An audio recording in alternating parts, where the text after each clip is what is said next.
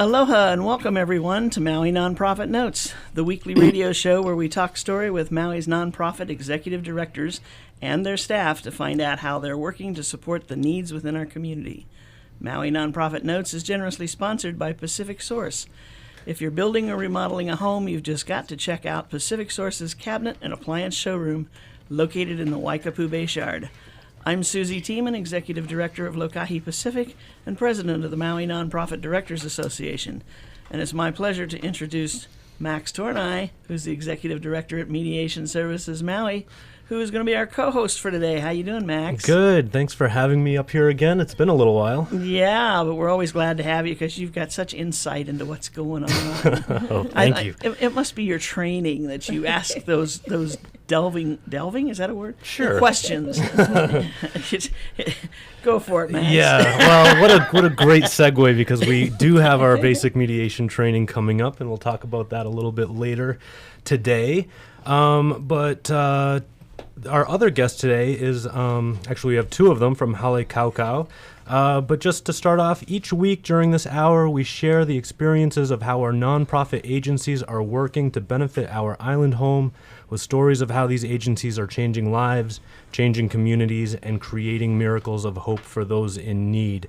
And like I said, we have two individuals from Hale Kaukau today. We have their program director, Pinky Mendoza, and their development director, Marie Thomas, with us today. And welcome, you guys. Thank you. Hi, thank you. Welcome. I know Marie's been on a couple of times with us. I have, usually trying to sell something, Like a fundraiser. A fundraiser, yes. That's your claim to fame over there. You got it. But today, I guess we're going to talk about just things in general at Hale Kaukau. Yeah. And it's the program itself. What a fabulous program! It is a wonderful program. Yes. Just the idea that someone who doesn't or can't provide for that meal, or maybe it's the only meal they're going to get today. Yeah. It's right there for them. All they have to do is stop by St. Teresa's at the appropriate time, which is 5 to 6 in the afternoon. And that's every day? Every day, 365 days a year. There we go. Yeah. So you can't get much easier than that. Nope, and no questions are asked, no forms to fill out or anything like that. So, I'm thinking for a lot of people that we see, it's not just the money issue, but it's getting together with people. Yeah. And the sharing time when they come and eat. Yeah. They do that. That's very beneficial for people as well. I mean, otherwise they'd be sitting somewhere just by themselves. Sure. So it's a sense of community a little bit. Yeah, and I can see that they're getting to be friends with one another, and they share a lot during their mealtime. Yeah. Lots of laughter, and it's nice. So now, you say you don't ask any questions. So these are people. Yes. They could be working. They are. I can see those coming from their work, and they try to run and try to get that meal. And get there in time, huh? Yes. Is there a bus stop close by? Yes, right in front of the church. Oh, okay. Convenient. That's good. Yeah. I can see them. I can see them running. I know that the bus stop is coming there this time, so I know there will be a good line. Yeah. So about how many people would you serve on an average evening? On average, probably 100 to 140, depending on what time of the month. Yeah. Wow. Yeah. So does it get busier towards the end of the month when people are out of money? You said it. Okay. Yes, we do experience that. Sometimes we go as much as 200. Really? Yeah, that's the highest that we ever had. So how do you prepare for that? That's a big difference between 100 and 120 to 200. Because of the experience, we know that there will be a lot more people towards this week. Then we do prepare for that. And we always use leftovers. And we always have backups. We prepare for something, and then just in case more people will come, we always prepare for backups. And there's always more to finish up and get out there, put out on the plate. Yes. And now you also do a delivery service. We do. On the average, we do from 60 to 65 this time around. Yeah, and we have wonderful volunteer drivers who help us deliver the food. We have 5 routes, all in Kihei. Oh, my gosh. Yes. And that's for people who are homebound, elderly, sick, disabled. And they're referred by the Office on Aging, County, by their yeah. doctors, by social workers, and that kind of Yes, thing. Yeah. So a lot of people in the community resources know about you guys, and they'll direct Oh, people yeah. your way if they feel like somebody might need the help. Yes, yes. So is that every evening they would get dinner, or Yes. certain days of the week? No, every night. Every night they do. Wow. And you're seeing some of the same people every single night. For the homebound or the one Either who's- way, just wondering. Well, there are some who are very regular. They come every day, and they become friends to us. Sure, yeah. Yeah, but there are others who come, say, twice a week or so. So, and again, as I told you, they come around towards the end of the month. Mm-hmm. Yeah. And the sad part is, and it's fun for us to see them, and we're glad we're feeding them, Sure. but to see the children, Oh, you yeah. know, the Their little people, families. families come, and, you know, they might be working, but they might not make enough to be able to make it here. It's expensive to live here, so. And it's it, tough. it may be that they are eating on their own for some time, but then there's certain weeks, like you said, towards the end of the Exactly. month where their money's run out, Yes. Yeah. or towards the end of a pay period if it's earlier in the month, whatever the case might be. Yeah. Do we see large families, small families? Is there a Mostly, the most that I've seen is a family of 4 with 3 children and the mother and the Single father, parent. Yes, a single parent, or even husbands and wives Oh, come okay. with their children. Yeah. Now, I know you said in your mission it says to feed the hungry of South Maui, but I know you also said that you're not checking, Oh, no. you know, ID cards to make sure that they're No. specifically South Maui residents or anything like Yeah, that. we just, when that was originally written, it just meant that we don't deliver, you know, they have to come to us. So anybody who comes to us, we feed, and we happen to be in South Maui. And as far as the delivering meals, that is in South Maui. That's, you know, all the way down through McKenna, but Sure. not any further out of Kihei. Yeah. Where do you get? I was just going to ask where you get your you know, your food. Do you get local businesses that donate, or do you have to buy all of it? Maui Food Bank is such a big help to us. Yeah, they're great. Yeah, they provide most of our food supplies. Yeah. And we also, because we also do fundraisers, so we have funds to buy our food and kitchen supplies. But of course, we have a grant from the county, and that is where we get most of our funding for our food and kitchen supplies. During the go ahead. Oh, go ahead. During the winter season, when the snowbirds are here and the people check out of condos, so many condo associations in South Maui have even posted it that we will take their leftover food, things, particularly things, of course, that haven't been opened. Sure, and yeah. we people are so generous, you know, because that's a lot of work to pack everything up and not just leave it and let somebody else deal with it. Definitely. But people what- bring us their food. But what a great partnership with the local, you know, condominiums. Because, you know, I think a lot of residents know that when the visitors leave, sometimes there's a lot of stuff that was just literally untouched, Yeah. and Yep. you know, it's not a perishable item. Yeah. And why not just Right. you know Yeah. Have it use go to somebody that really needs it. exactly Yes. exactly. Yeah, that's one thing nice about this program. The community supports it, and it is a way also of Haleakala sharing the program with them, the mission with them. Yeah. And, you know, I was just looking through the rest of your mission. You're acting as a channel for the needy to get access to additional help. So you have agencies that you partner with that could provide that type of service? We do. We're working on that more all the time. But, you know, of course, we have connections with Family Life Center, et cetera. And if we see specific needs, we can partner with those people for that. We are working on a project, which we have to have a euphemism or a, is that right? Acronym? Yeah, acronym. Thank you. An acronym for everything. So we call it HORN. It's Homeless Outreach Resource Network, and that's we're working to be able to get members of some of the other organizations to come actually to St. Teresa, because some of our people who eat with us and could use the help don't have any great means of getting over to Wailuku or to Kahului, Yeah. wherever that might be. And Salvation Army is on site at our place every week. So there is additional support that comes to us, which is really good.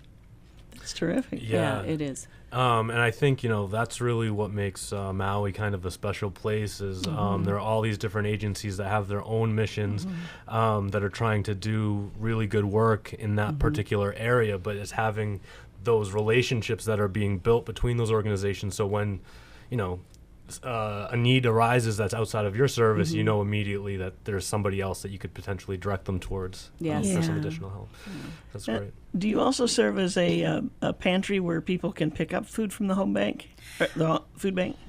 No, actually, we partner with Kealaho Church. Oh, okay. So any food that we feel we are not will not be using, and they can use for their pantry, then we bring it to them. Oh, okay. Yeah. Okay. Because I knew there were some places that did that. Yeah. I didn't know if you were one because you're basically fixing the food for people. Yes, yes. People who need the food to fix themselves can go over there. That's great. Yeah. How do you guys, do you need volunteers to help fix food? What's Funny you should Thank, ask. thank you that you asked that. it's a common theme? I gotta Yes. tell you, I saw the waves going back and forth. She's saying, "When is he going to ask me this question? When is he going to ask me?" As a matter of fact. Yeah, we need help in the kitchen to prepare the food, and we would welcome all volunteers who would want to help us. And you need no skills. No Nothing- previous experience No in previous experience at working in a kitchen. working. Yeah. Okay. The Yeah. cook will tell you what to do. Chop up this or cut up this dessert or Yeah. put this on plates or And the cook is the one paid staff person. Yeah, he is a paid staff. Okay. Everybody And- else volunteers. Yes, and they're on weekdays. They have to come around from 2:30 to 6:30, and on weekends from 2 to 6. So that's the time commitment that somebody would need just to be able To be able to work in the kitchen. So even if it was just that one day a week or something like that, or Yes. just one time ever, Yeah. so it was again 2:30 to 6. 2:30 to 6 on weekdays and 2 to 6 on weekends. And how do they get in touch with you? Do they just show up at your door saying, "Here I am"? They can give us a call at 875-8754 and tell us if they want to volunteer. We would love to have them there. Awesome. Okay, so that was 875-8754, and you guys obviously have a website that we've printed out a lot of information on or from. Why don't you give them that address, or the listeners? Oh, www.halekauKau.org. .org. So it's Simple Hale, enough. HALEKAUKAU.org. I have to fess up that it's not the most current website in the world. But that's another one of our projects. One of those things that's on the to-do list. Yeah. It's got the basics. That's what. Absolutely. That's what Yes. you know. It's got our phone number. That's the important part. It's got that. It's the who, what, why, how. Yes. All those kinds of things. And I just love the name. Yeah, like how it's perfect. You know, It is. Yeah. And it was. I mean, it's slang for. House of Chow or House of Food. So How about that? It's perfect. Perfect, right? And it's almost 22 years old, the program. I was gonna say Wow. 91. Yeah. Yeah. Isn't that something? So now it started off as just an idea, a thought. A few people showed up, and it's just grown.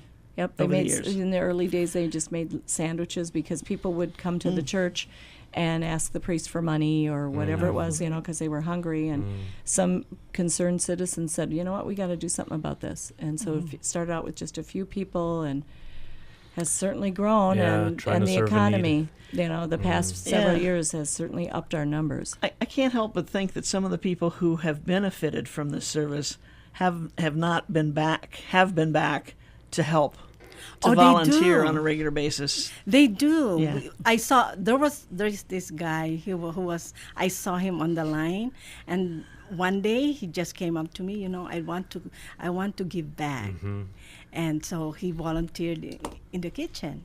And also there is another guy I got to talk to, and he said his parents used to receive meals through the home delivery, and so he came back as a driver.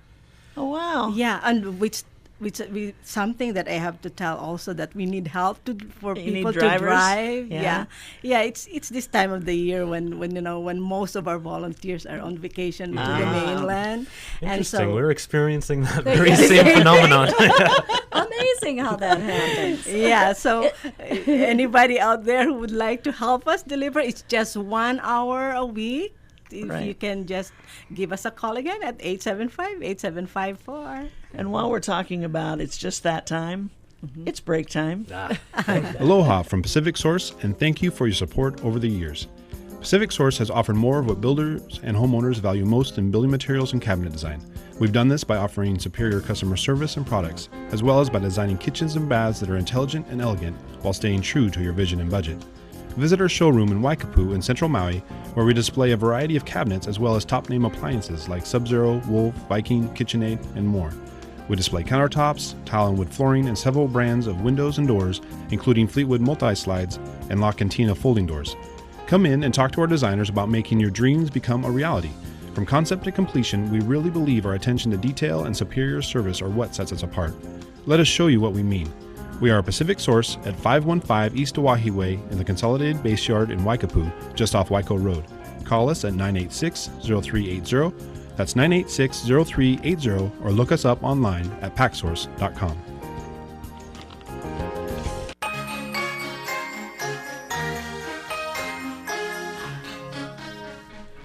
And we are back. It's Wednesday. Did you realize it's Wednesday? I did realize it's Wednesday, even though we had yesterday off for King Kamehameha Day.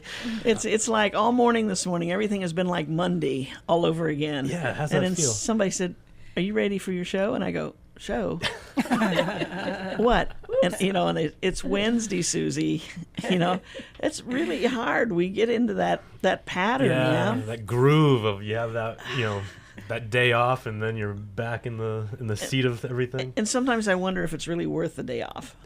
Yes. Yes. it is. Okay. Yep. All right. Well, that took care of that discussion. In my opinion, at least it is worth the day off. Even my puppy dog was confused. He was following me all around yesterday, like, "Aren't you going to work? When are you going to sneak out on me?" Kind of thing.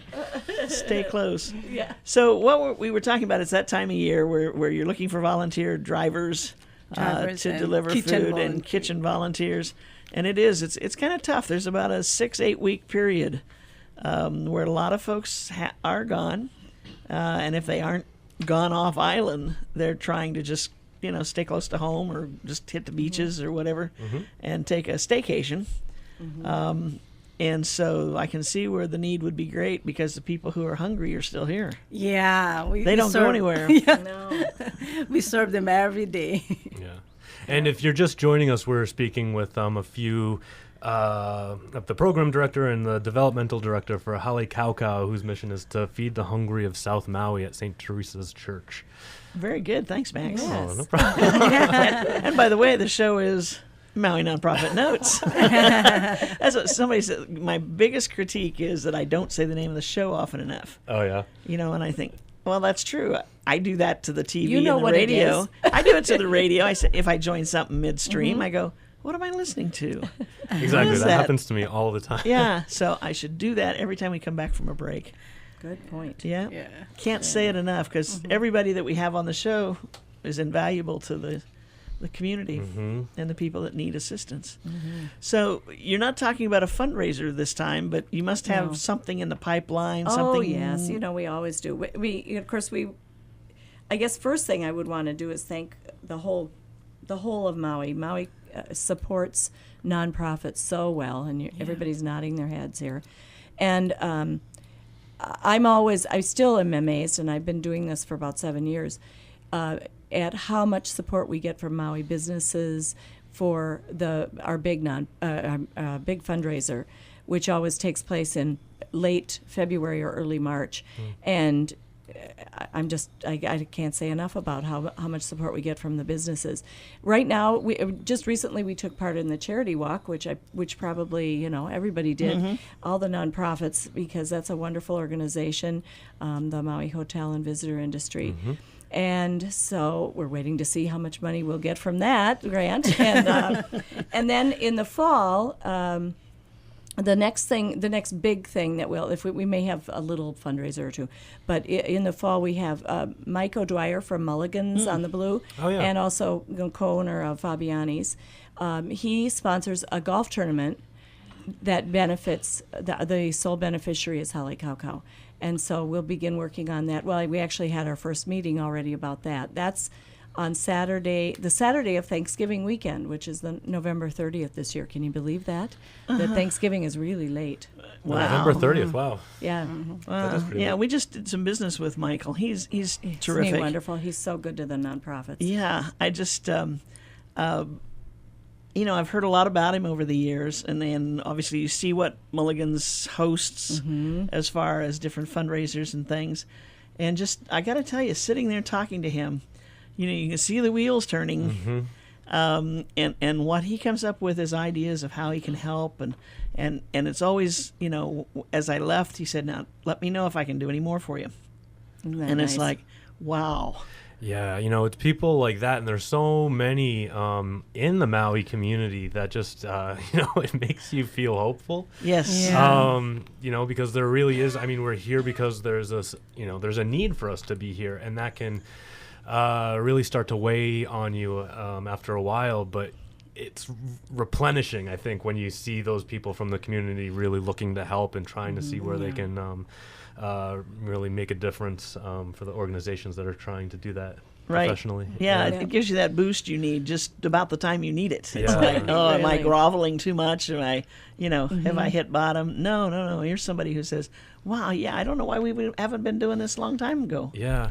Marie, you mentioned before that during the economic downturn, you saw your numbers really increase. We did. And that makes sense. Are you seeing any difference lately? There's been a slight improvement in the economy, or so they say. Yes, and Yeah. it's last year the year that we're in right now.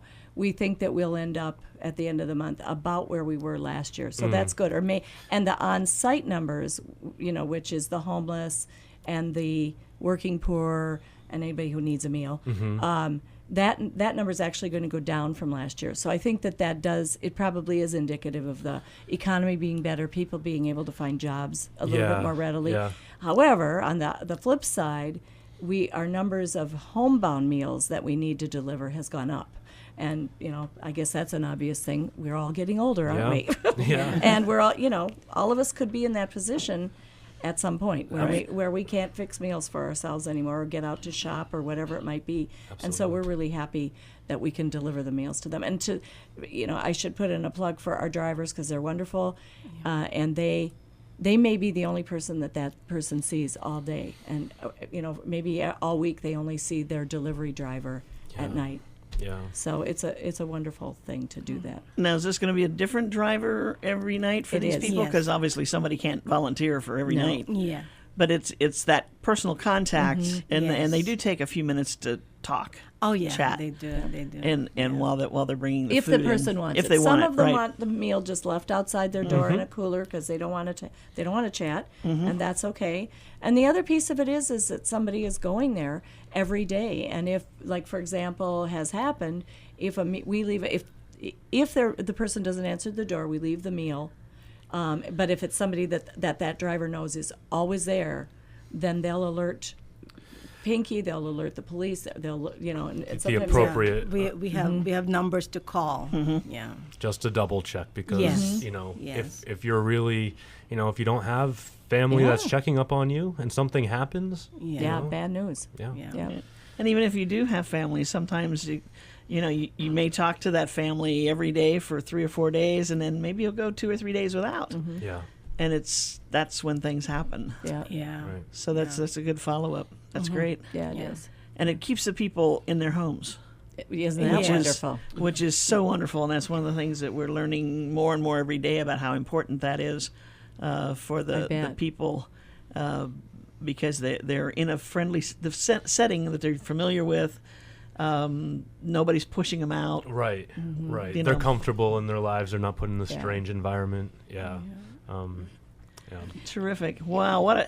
The half hour just goes so fast when we're talking about something as wonderful as Holly Cacao. Well, thank you. Any last minute thoughts that you'd like to say to our audience? Yeah, we were talking about the community support, for a program like Halikaucau. This is really something that I feel very wonderful about the Halikaucau program. I can see the wonderful support of the whole community. There are times when, we're running out of fruit and we're running out of dessert, and then suddenly, just before we serve meal, somebody comes and here's the pineapple. Oh, wow. Here's cookies, and so there's amazing.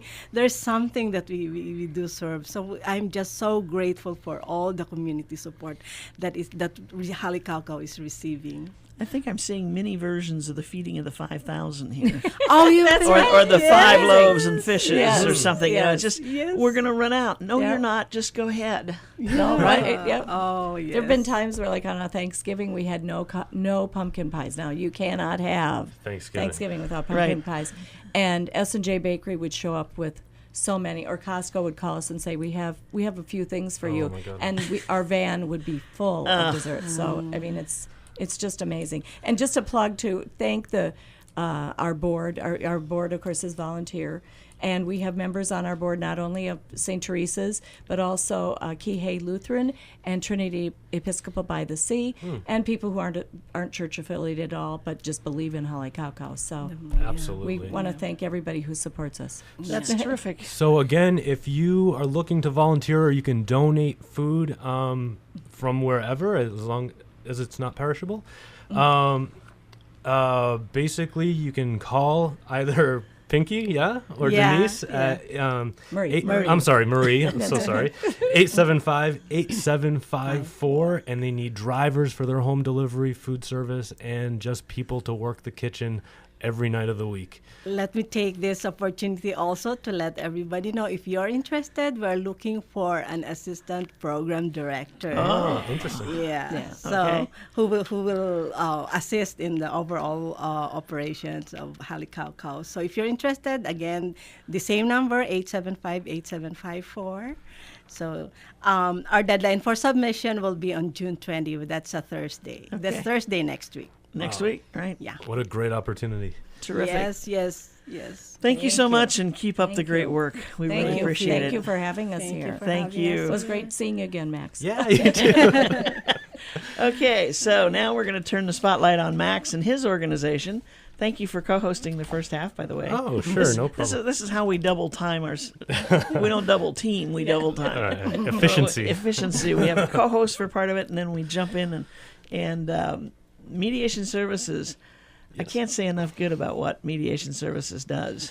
Yeah, it is one of those little jewels out there that can really help create a lot more peace in the community.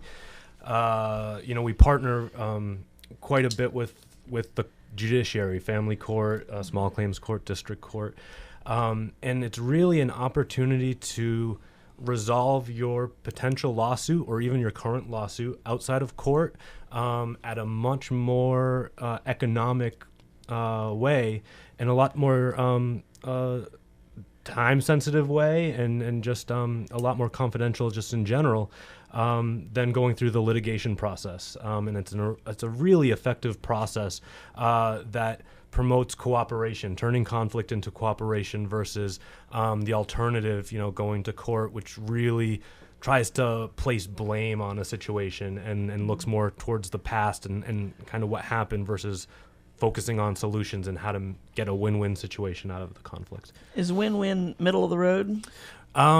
It can be. A lot of people feel like if I've had people say, "Oh, if both people come out of this unhappy, then that's a successful mediation." And I'm saying, no, it doesn't. It does not have to be like that. Both parties can really feel good about what the outcome of the situation is. One person might really prioritize something a lot different than the other person might, and really getting to the bottom of what those priorities, what those positions are in a safe, neutral space can really allow for those positive outcomes to happen, and some really heartwarming situations to come out of that. When someone actually goes into mediation, we're talking about one party talks to the mediator and then the next party talks to the mediator. You're not in the same room at the same time. It's not confrontational. Each one is telling their side of the story, and then where does it go?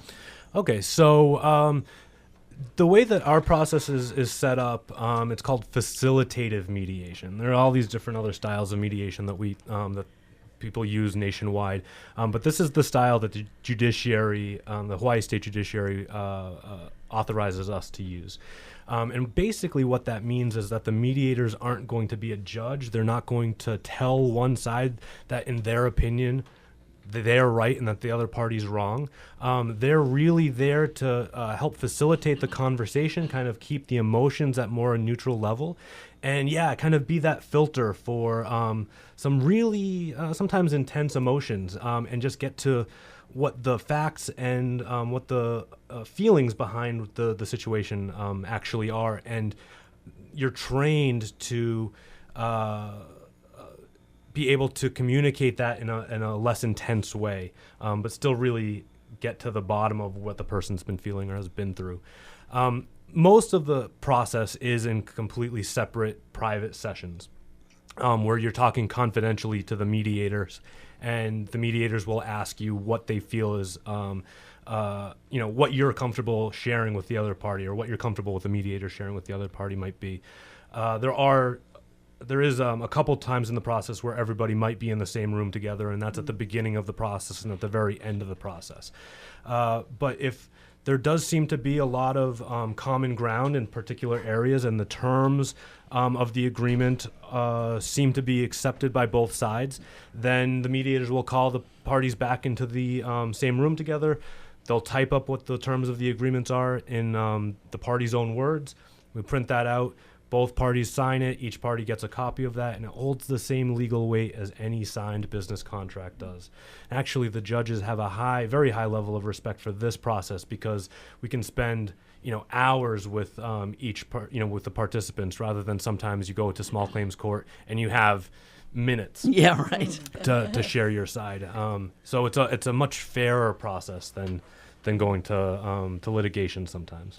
So now there's also a time when, like, if you do have something happening in court, the court will assign you to do mediation before the court actually hears the case. Right. So when you file in court, you'll get preliminary dates of when your trial will happen, or their initial stages before that.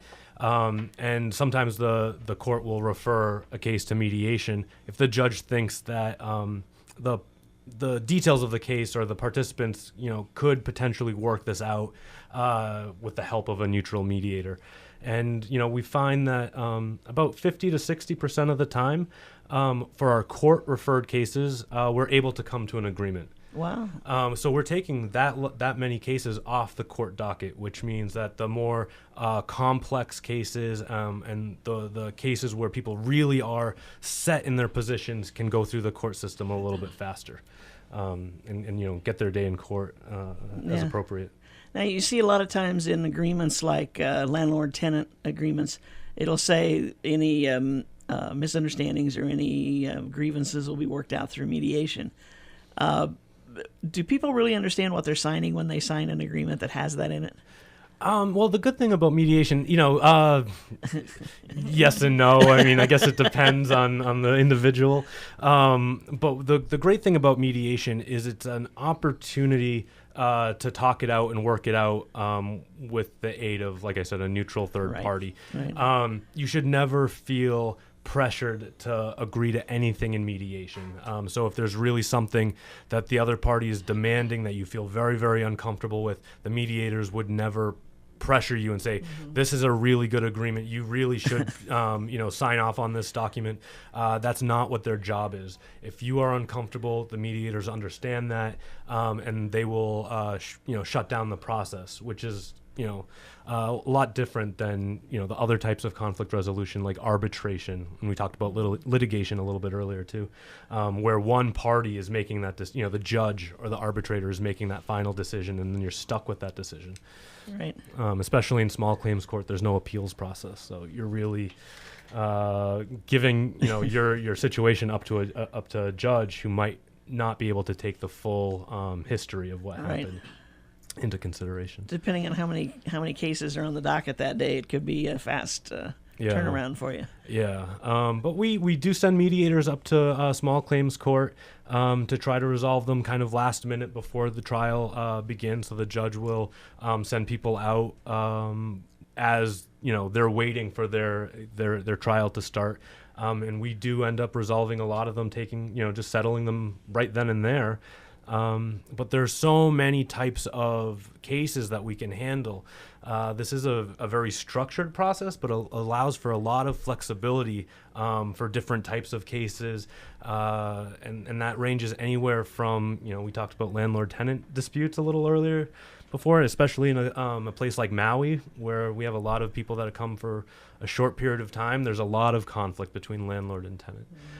We handle a lot of divorce cases now, and we've been finding that it is a lot less expensive to mediate a divorce than to go through the court process. Wow. Well, we've done a little bit of research, and we found that the average cost per divorce that's been litigated is between $10,000 and $20,000.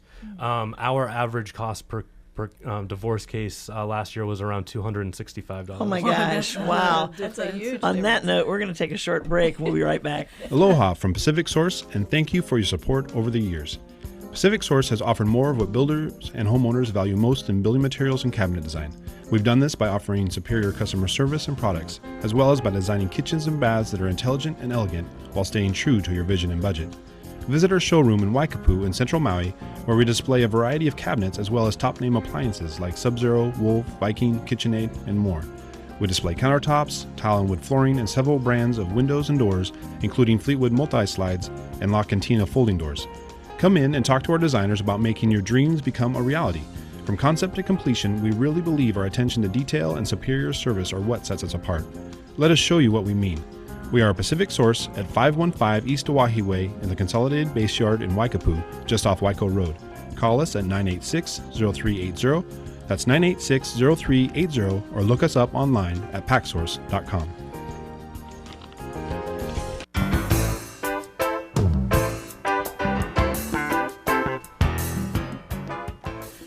And we are back. This is Maui Nonprofit Notes, where we talk story with Maui's nonprofit agencies to find out what they are doing to help all of us here in Maui County to make our lives better, the best they can be, actually. And the second half of the show, we're discussing Mediation Services of Maui with its executive director, Max Tornai. And he was just telling us about the some of the different types of litigation. But on the break, well, actually, when we went into the break, he just talked about divorce and how much money can be saved going through mediation. And then during the break, we were talking about of the Child custody. Hello, Right. situations, and I guess that's something I would not have even thought of. Yeah, absolutely. So, we were just talking a little bit between the four of us here in the studio. We handle a lot of divorce cases, but there are a lot of people that weren't technically married and have children, and the relationship has kind of deteriorated, and they choose that they would like to move on. But since the relationship has deteriorated, their communication is really not productive. And they're trying to work out a solution on their own. Past emotions come into play, and it's very, very frustrating. One party will, sometimes it's even like one party's thinking, they're looking up in the corner of their eye, and the other party will think, they're rolling their eyes at me, respond in a hurt way, get a little insulting. The other person will then get insulted, and the whole conversation is just kind of gone downhill. And where mediation can step in, as the mediators are there to listen to where everybody's coming from, but kind of neutralize the emotion and just kind of get across, this is what the mother really is looking for. This is what the mother needs. Likewise, this is what the father is looking for, and this is what the father needs. And so even if a couple isn't married, we can handle child custody, parenting plans, those types of things. And then when they sign that agreement, that's holds the weight of law. That holds the same legal weight as any signed any signed business contract would. For our divorce mediations, since they're legally married, they have to get legally unmarried. So they still have to take that paperwork and file in family court, but it gets put on the uncontested divorce calendar, and it just kind of goes through. The judge might take a look at it and just eye it to see if there's any real unbalanced terms. And if that's the case, they might just ask a few questions. But if both parties understand what they're agreeing to, then, it just gets accepted per that agreement. Goes right through. Did you have a question? Max, I was just going to ask you, how do cases get to you? I suppose in several ways. But Yeah, so a number of different ways. Our biggest source of referrals is from court, but you do not have to have a pending lawsuit to take advantage of mediation. And in fact, next week we're doing a presentation up at the courthouse for a lot of the court staff to train them in how to refer cases before the participants ever file. So they don't have to pay the court filing fees and go through that process, wait for a court date. So anybody could really just call in and inquire about their situation and see whether or not mediation is appropriate. Some cases aren't appropriate for mediation, but that number to call us to find out is 244-5744, or you could just go to our website, maumimediation.org, and would be more than happy to talk to you about your particular case, or if you just want to know more about how the process works in general, we're more than happy to talk about that too. That's terrific. And one of the things that we hear a lot about is mediation within a business or within an organization, where you've got some employees that have kind of taken off on different tracks, and all of a sudden it doesn't come to blows, but it's getting a little heated. Sure. And you can be called in to help with that? Absolutely. So we absolutely will handle mediations sometimes an employer-employee dispute. We handle a lot of Hawaii Civil Rights Commission cases. So if somebody feels like they've been fired unjustly, they can go through mediation and try to resolve it before the next step, which is usually an investigation or a hearing with the Hawaii Civil Rights Commission, potentially going to court on appeal after that. So you would do this before you actually file your complaint with the Civil Rights Commission? You would file with the Civil Rights Commission. They do an assessment, and if they feel, okay, there might be enough legitimate potential background here to go through the process, then we'll get that referral from the Hawaii Civil Rights Commission directly. But anybody could call us from the community, just to inquire about that as a first step before it even gets there. One of the things that we try to do in our service is to do conflict prevention as opposed to just conflict resolution. And you talked a little bit about employee disputes. One thing that we also do is mediation skills for managers, managing conflict in the workplace. And we talk a lot about what the cost of conflict really is, how much time managers really spend trying to settle disputes between their employees. And, what we've found is an average manager will spend about 25 to 40% of their week dealing with conflict. Yes. And this doesn't have to be a large organization. Oh, no. And, so that's like a day or two out of your week that you're dealing with potential situations and trying to just calm things down and hope for the best. But so these trainings that we do will really give managers some real tools on how to effectively manage conflict as it comes up. Because when when you deal with something when it's small, it's not going to snowball into a potential huge situation that's costing a lot of money, potentially litigation. You're potentially losing employees if morale gets too bad. And it's one of those things where if you don't take care of it when it's little, it can just get worse and worse and worse. So, we're never going to get to a situation where there's no conflict in the world. Differences of opinions exist. Let's see. Let's dream about this. I know. As much as we'd love to see that, differences of opinions exist, and we kind of have to respect that. And if you don't approach conflict in a conscious way, then it really can get out of hand and potentially even violent. So we teach people how to utilize those skills effectively when the conflict is small. So conflict prevention, kind of. So when you talk about conflict for managers, this is not the HR person. This is a line manager, or it could be the boss of the company. Could be any level of management. Any level of that, yeah. HR, directors. It could be effective as well. We have our basic mediation training coming up at the end of the month, and we do actually get a lot of HR directors coming through our basic mediation training, which is a slightly different skill set than our mediation skills for managers, but it's still really, really effective. And a lot of people are so thankful after they come through, and it's a lot of very common sense stuff once you're aware of it.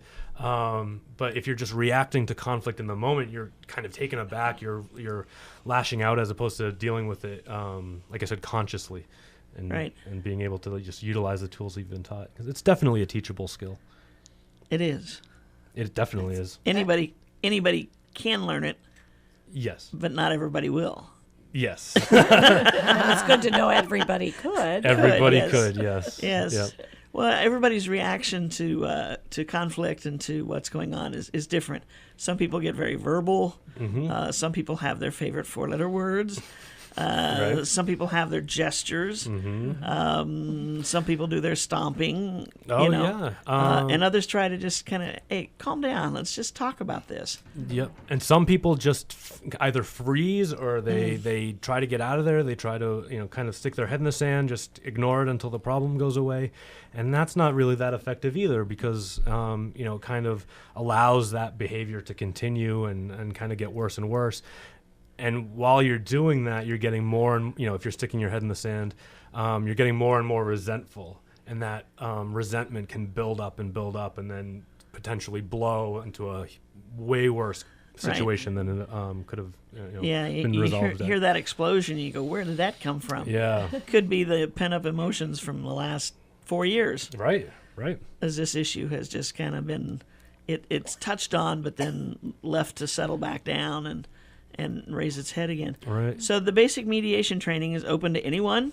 Open to anyone. It's really a great training for anybody that works with people.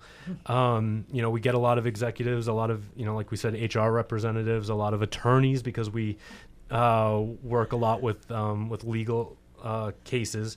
We're not a legal agency. We're not going to give you any legal advice. That's a disclaimer that I have to put out there. But we do partner with the judiciary quite a bit, like we talked about before. So we do get a lot of attorneys that are trying to get this skill under their belt so they have a different option than just going to court. But we've had people that have come through the training that have just, they had a big family reunion coming up. Lots of conflict that they've always experienced in their family reunion, and they just wanted some skills to help them get through their 4th of July or Thanksgiving. So we've had people that have never wanted to actually mediate an official case, but they just wanted those skills, and that's totally fine too. In some families, there are a lot of different personalities. Yes, true. Yes, and conflicting personalities. Yes. So when is that? So you said the end of June. Yeah. So this year, because it's such a long training, it's 30 hours total. We're playing with doing it over 2 consecutive weeks. So we're doing it on 2 consecutive Thursday and Fridays. The first being June 20th, and June 21st, and the following week it's June 27th and 28th. And we're holding it at the MEO classroom, Maui Economic Opportunity, which is just around the corner from our office. And yeah, anybody would be welcome. And do they call that same number, 244-5744? That's to exactly enroll? right. Yes. You can also, go on our website, get the flyer and registration form directly off of our website. I think just on our homepage even, and fax it in or just call if you have questions. Like you said, Marie, thank you. 244-5744. I've got to ask this important question. Is Shadow going to be there? Shadow. Shadow is our canine mediator in training. She's a little... Really? Yes. So she... I wish I could show you over the radio. She is the cutest little... Go to the website. Shadow is on the website. She is. She's a black... Part lab, we think, but she is puppy size, and she's not going to grow more than that. She's about 4 years old, and she does so well. So when people are in mediation, and there's somebody that on the other side that they disagree with, they're getting very frustrated, they're getting upset. They'll come into the office. Shadow will just walk right up, and that frustration just dissolves. Yep. Isn't that there's big something? smiles and. So it kind of breaks the ice a little bit. And she does great in presentations too. So Oh, cool. Check out their website. It's on the same page as the basic mediation training information. And there's a picture of Shadow there, and I had to ask because Shadow's so cool. and so now tomorrow at our nonprofit executive directors meeting, we're having a presentation by one of your people. Yes, and that is our lead trainer. Her name is Diane Petropoulos. And she does our basic mediation training. She also does our managing conflict in the workplace, or mediation skills for managers training as well. And so that's something that we're going to be doing for the Maui Nonprofit Directors Association, just to, if there's anybody that's dealing with these conflicts, it's us. I think that's probably a question that you hardly ever get. Oh, no. No. Would we have any conflicts going on? No. Never. But to me, it's exciting because, as you said, it gives you some insight into how to think about these things, how to put it in perspective. And I guess some people say I have a fault where I don't get riled too easily. It's like, Susie, come on. When are you going to say it? And I go, what am I supposed to say? I'm listening. I'm trying to get both sides of the picture here. And I keep saying I should come to one of your trainings because I think I'd really like it. Yes, I also agree that you should come to one of our trainings. Not that you need it, just because it's a great training. I got you. No, we'll leave it there. Okay, and we're about time we have to wrap it up. Can you believe we've spent an hour with you all again this week? It's been a great hour. We want to thank everybody out there for joining us today on Maui Nonprofit Notes. The show is sponsored as a community service by Pacific Source, the builder's choice. If you're building or remodeling your home, please stop by their showroom in the Waikapu Bayshard. The Maui Nonprofit Directors Association's mission is to provide personal and professional support to nonprofit executive directors, their organizations, and the community of Maui. Today we visited with Marie Thomas, Pinky Mendoza. That sounds like a name that should be out there in lights or something. And Max Tornai. Talking about Halekakau and Mediation Services of Maui. We encourage everyone out there to get involved by giving, advocating, or volunteering for your favorite nonprofit.